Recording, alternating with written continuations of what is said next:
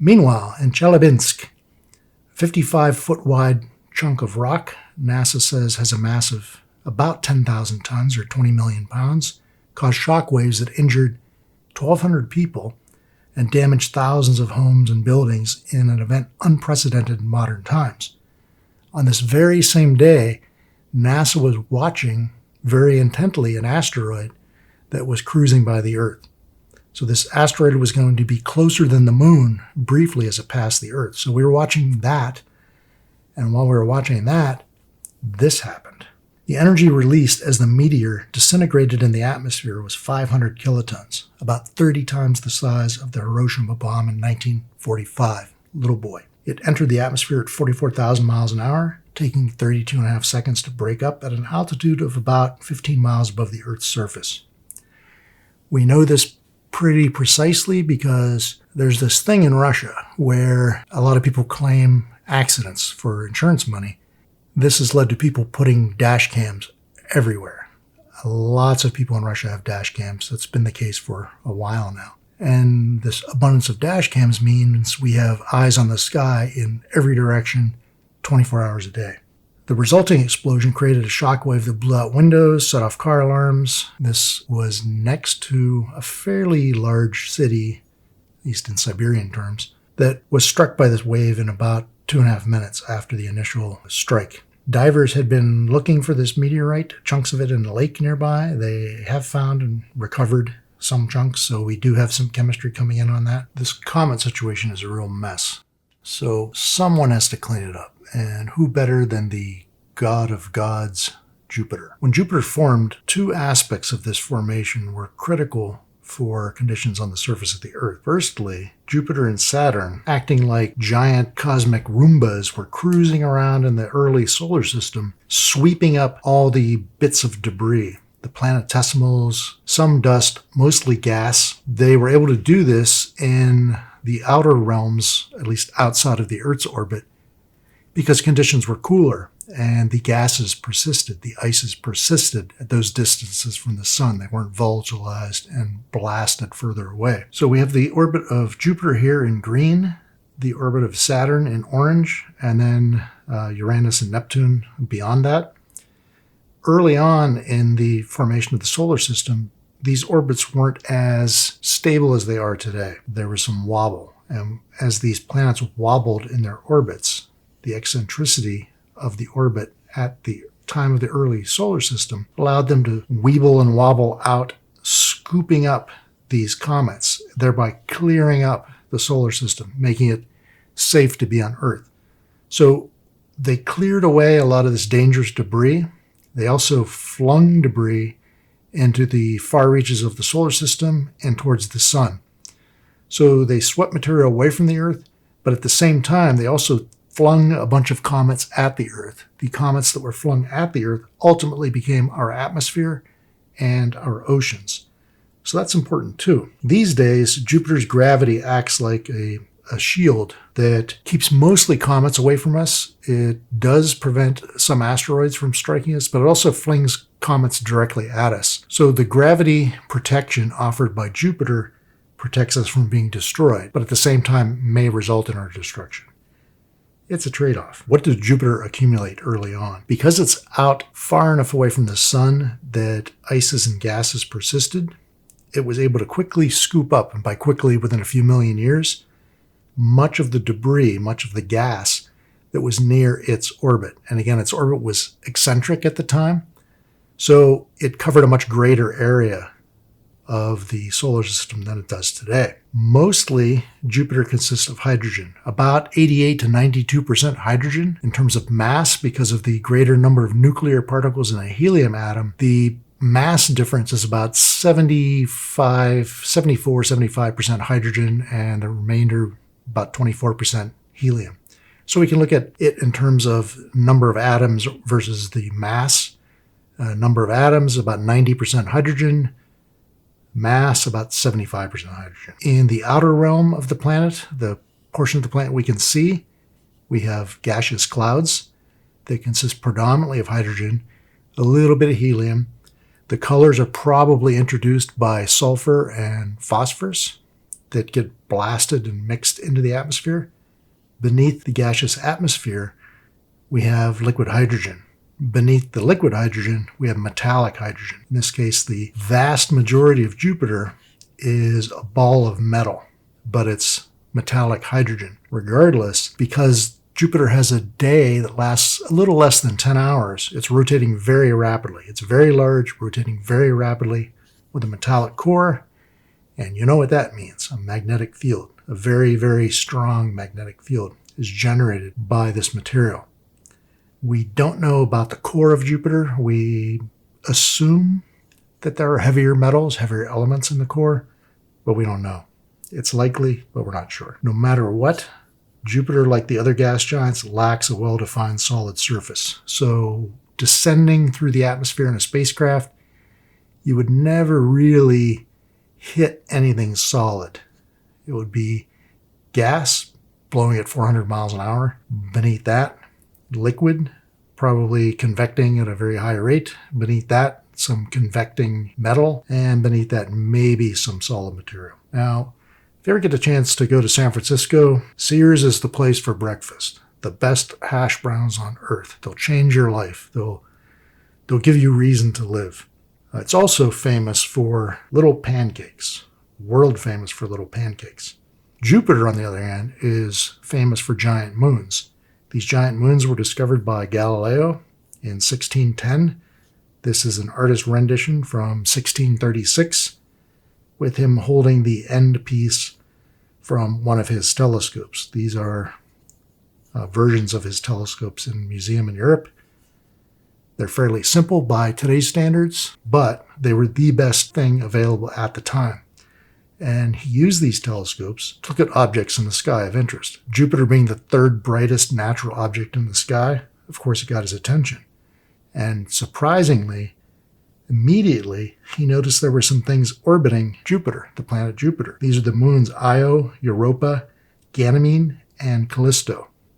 You can see these today with a decent pair of binoculars. They don't have to be good. Probably a $50 pair of binoculars would do it. You can also see the large moon of Saturn, Triton, using the same binoculars. So maybe get out there and take a look up sometime. So it turns out these moons of Jupiter are very special on their own. Io, pictured here, these are actual photographs. They're no longer artist renditions. When I was a kid, they were just various colored dots.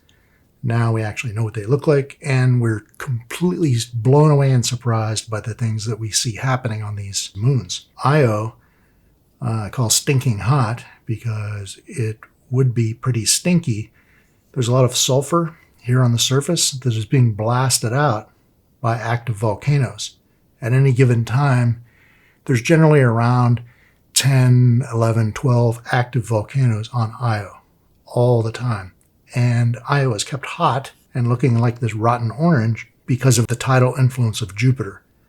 The material that represents Io's surface, which is solid, rises and falls 100 meters a day. So this is a tide within rocks as opposed to a tide within liquid, the oceans of the earth. This stretching and squishing of these rocks hour by hour keeps them hot and keeps these volcanoes active. So this is an actual volcanic eruption taking place on Io. Moving over to Europa, we have a situation, again, tidally influenced, that keeps liquid water liquid, even though it's way out in space orbiting Jupiter. Underneath this icy surface is liquid water. Therefore, there's a chance for life. Ganymede is the largest moon of Jupiter, and in fact, it's bigger than the planet Mercury. Callisto has many, many, many large craters, very few small craters, and the interpretation is small craters are rubbed away. They're worked away because the surface of Callisto is active, much like the surface of these other moons. Now, Jupiter, we know a lot more about it now than we did even 5 years ago, certainly a lot more than we did when I was growing up. This is an actual photograph. It's not an artist rendition. It's a photo of the surface of Jupiter as seen from the spacecraft Juno. Again, these colors are believed to be phosphorus and sulfur, other heavier elements mixed in with a variety of gaseous molecules. Now, Jupiter's core formed early enough to accumulate enormous amounts of hydrogen and helium from the solar nebula before it was blown away by the ignition of the star, our star at the center of the solar system. We think accretion was rapid because it allowed Jupiter to collect silicates, metals, and volatile gases. Now, Jupiter today, again, protects us by perturbing the orbits of asteroids, sometimes flinging them at us, mostly flinging them away from us. But there's always the chance that it's going to destroy the Earth, which is maybe a little uncomfortable. Now, we have seen comets crash into Jupiter in 1994. It was a big media experience. Everybody knew that it was going to happen. Shoemaker-Levy 9, I believe was the comet's name, crashed into Jupiter. It broke up, so it hit a number of spots, and people were watching all day long. This bang, bang, bang of bits and pieces of this comet crashing into Jupiter. And some of the impacts were visible a year later. So this was something plunging rapidly into the atmosphere of Jupiter that was leaving evidence of itself after a year. One of the most striking features of Jupiter is the Great Red Spot. This is a gigantic hurricane-like storm on the planet that was first observed a couple hundred years ago. It's still visible today. You can see it with, again, a pair of binoculars. It seems to be getting a little bit smaller these days, but we only really started paying attention to it with the appropriate tools fairly recently. So a big bad storm that's been going on for hundreds of years, maybe thousands of years.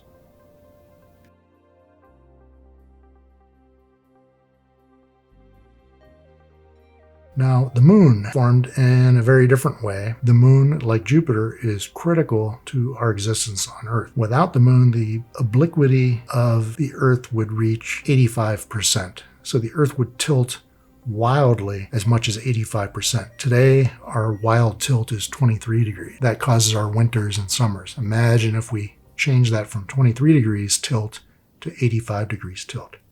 But we're also going to vary that tilt from time to time. So the moon consists of a 200 to 300 kilometer iron nickel core, 1,400 kilometer thick mantle made of peridotite, much like the Earth's mantle, and a crust that's about 60 kilometers thick. There are moonquakes that we observe today. We put seismographs on the moon back in the 60s. These moonquakes, like the moons of Jupiter, are induced by tidal action. In this case, tidal action on the moon caused by its interaction with the Earth, for the most part. And this spectacular feature is named after the weird guy with the metal nose and the drunk moose. Now, you've heard the song and seen the album Dark Side of the Moon. This is the dark side of the moon. It's not actually dark. It's the side that we never see. This is the side of the moon that's always facing the Earth. It's stopped rotating independent of the Earth's rotation. So this is what you'd see if you fly around the moon, which Americans did in person in the 60s, and China and Russia have been doing fairly regularly. Well, Russia has since the 60s, China more recently. China is now landing spacecraft on the dark side of the moon. Lava flows make up the large dark spots known as mare, as in seas on the Earth. We have found no rocks younger than 3.1 billion years on the moon. Therefore, the moon has probably been dead since around 3 billion years ago. Where did this moon come from? We don't know. Nobody really knows. We have some ideas, some better than others. The orbit of the moon is tilted at 18.3 to 28.6 degrees from the equatorial plane of the Earth. This implies that maybe the moon wasn't sourced from the Earth, didn't evolve at the same time as the Earth from the solar nebula. If the moon formed from a ring of material orbiting the early Earth, its orbit would coincide with the equatorial plane of the Earth. Again, we don't see that, so that makes us suspicious that maybe something else generated the moon. The mass of the moon is 1.25% of the Earth's mass, making it the second largest satellite relative to its parent planet. The mean distance is 384,000 kilometers from the Earth. The moon is the same mean distance from the sun as the Earth, because it's orbiting the Earth, obviously. It doesn't have the same thermal protection of the atmosphere that the Earth has, so the daytime temperatures can go as high as 125 degrees centigrade. We're starting to get close to that on Earth, with lows as low as minus 160 degrees centigrade, which is like a February winter night here in Saskatoon. The Americans visited the moon a bunch of times. between 1969 and 1972. Obviously very exciting in 1969. The run-up was exciting. Everyone was focused on it. I went outside as a little kid, 5 years old, and looked up during the moon landing, and I didn't see anything happening.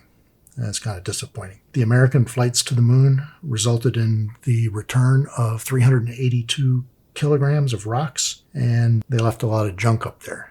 Golf clubs, golf balls, flags, flagpoles, stuff like that.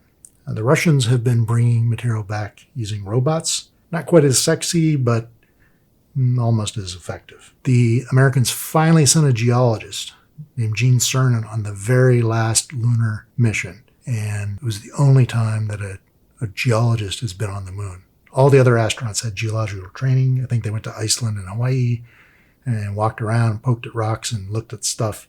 So they knew a little bit, but they weren't what you'd call a well-rounded geologist or well-rounded geologists. This is a famous shot of the Apollo 11 crew just before liftoff in 1969. Well, a few days before liftoff. Now, you might think you're cool as a cucumber, a calm individual, but these guys at liftoff, sitting on 6 million pounds of fuel, had heart rates of 88 beats per minute, 99 beats per minute, and 110 beats per minute. This is Neil Armstrong here on the left, Tom Collins in the middle. I don't think the drink was named after him, and Buzz Aldrin here on the right. Now, when I went to Antarctica, I had a chance to meet Armstrong. I missed it by 15 minutes. They sent us into a museum, and because of that delay, I missed meeting Armstrong, fellow Ohio boy. When I got onto the ship, I was talking to the bartender later on, and I asked him who the most interesting person that's ever been on the ship was.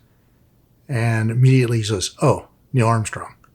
I said, "Man, second time I was on the geographic ship, I missed meeting Buzz Aldrin by a couple minutes because, again, I got sent to a museum, and that was also disappointing."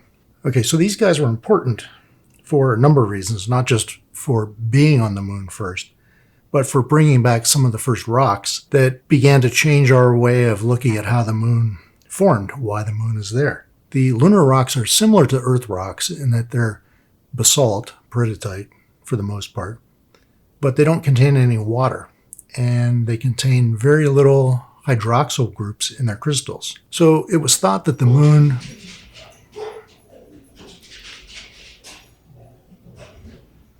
Okay, somebody's upset by that. It's thought that the moon was part of Mercury's mantle that was knocked off and captured by the Earth. When we look at the moon, though, as a bulk object, we see that most of the moon is mantle material, the type that would come from Earth. The chemistry just isn't quite right. The moon is important to us for a number of reasons, one of which is without the moon, the obliquity of the Earth would, again, vary by up to 85%. And this means with our current tilt of 23.5 degrees, we don't like winters here in Saskatchewan. Well, if we tilt 85 degrees, it would be a whole lot worse in the winter here. A whole lot worse in the summer, too. It's also thought the moon may have been knocked off the Earth by a Mars-sized object, and this came to be known as the giant impact theory.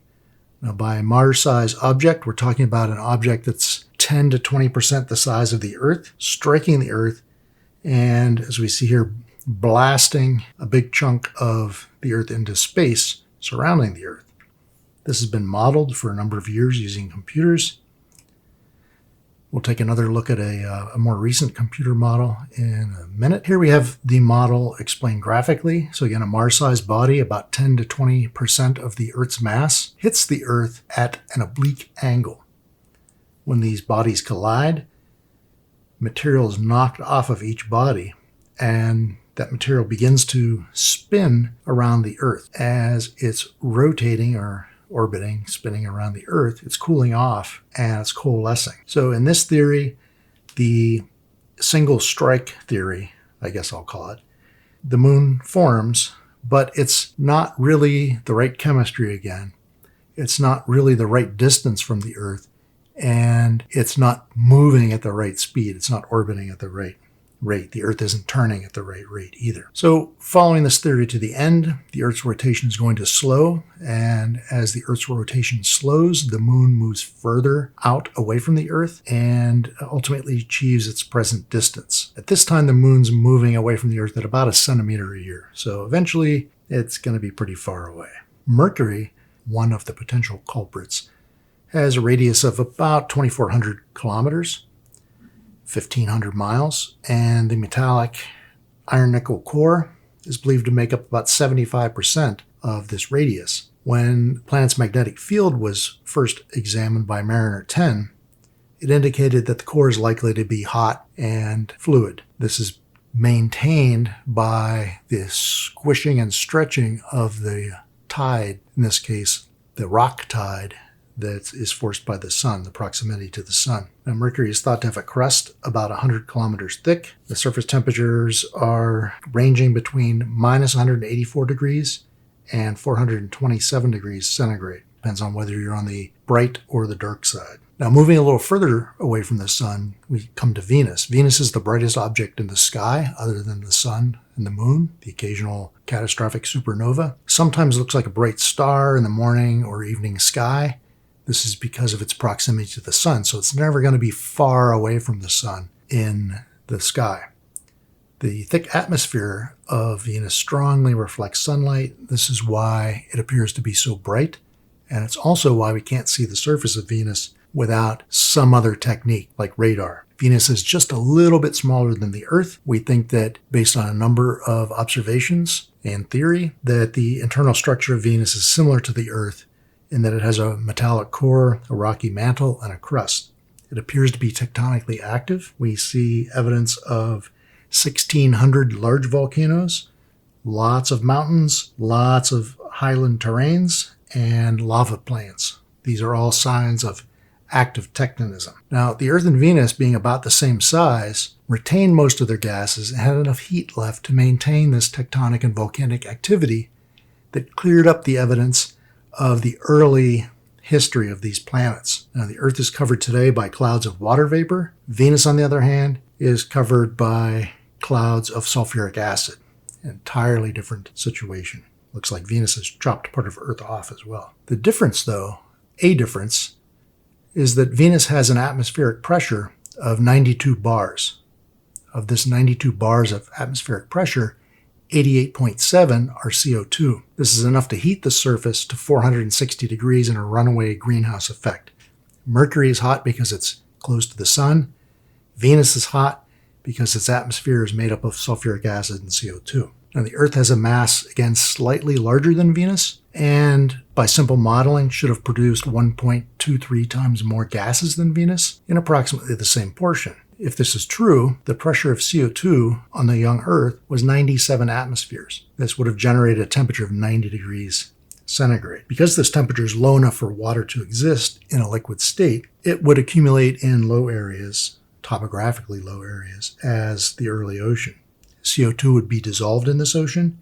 It would then react with silicate rocks, and these rocks would ultimately be precipitated as carbonate. With this enormous amount of CO2 in the Earth's early atmosphere and these high temperatures, the hydrologic cycle and weathering rates were operating at a very high rate. In a couple 100 million years, most of the CO2 would have been removed from the atmosphere by reaction with silicates, leaving nitrogen as the dominant gas. These nitrogen molecules scatter blue light, and this is when the sky became blue. When we talk about the formation of the Earth's early atmosphere and ocean, we again have a couple competing theories. One is impact degassing. Bombardment of the young Earth's surface by planetesimals, those dirty snowballs, would have released water and other volatiles in enormous amounts. Combination of the heat generating pounding by these planetesimals and the greenhouse effect related to the gases probably kept the Earth warm and all of the early Earth's water in the form of steam, or maybe not. In what's known as the heavy bombardment period, most of the water and gases that are found on Earth were probably the result of this early bombardment. This period lasted about 100 million years, ending around 3.8 billion years ago. The end of this bombardment period made the world safe for life, and evidence for this timing comes from the Moon, Mars, and Mercury. This early atmosphere has been calculated to have consisted of as much as 10 bars of CO2 that would have generated an exceptional greenhouse effect that yields temperatures of 80 to 90 degrees, even though the sun was probably 30% less bright. Other models and a number of geochemists have suggested that the CO2 would have reacted quickly with fine-grained particles ejected during the impacts, so we blast a bunch of dust into the atmosphere, where acid rain is going to quickly break down those materials, quickly react with them. This would have drawn down the CO2 pressure and the Earth would have become quite cold. Now, we know from recent study, I won't go into the details of why it may or may not be correct, but this recent study uses oxygen isotopes of chert type of rock in the early ocean. The oxygen isotope values of this chert indicates that the early oceans were actually cool, not necessarily icy cold, but not hot either, relatively cool. So what's the answer? Well, like many things in life, no one really knows.